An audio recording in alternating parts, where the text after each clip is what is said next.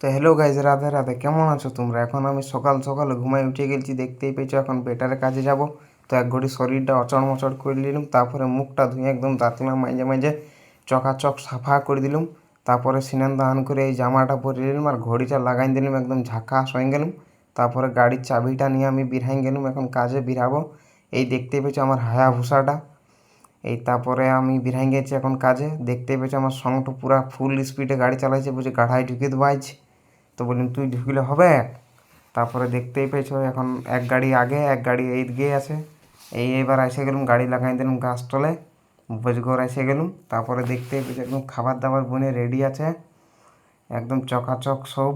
তারপরে প্যান্ডেল দিকে চলে এলাম এক ঘুরে ঘুরতে। প্যান্ডেলে দেখতেই পেয়েছো, তারপরে প্যান্ডেলে এক ঘুরে বসে গল্প করলাম। তো পুরা গরম লাগছে এখানে বসে নিয়ে, বললাম তিরপাল তিরপাল উঠাই দে, পুরা গরম। দেখতে পেয়েছো আমি জামা টামা সব খুলে দিচ্ছি। আমার সঙ্গটা বলছে তুমি প্যান্টটাও খুলে দে। বললাম প্যান্টটা খুললে তো হবে নাই।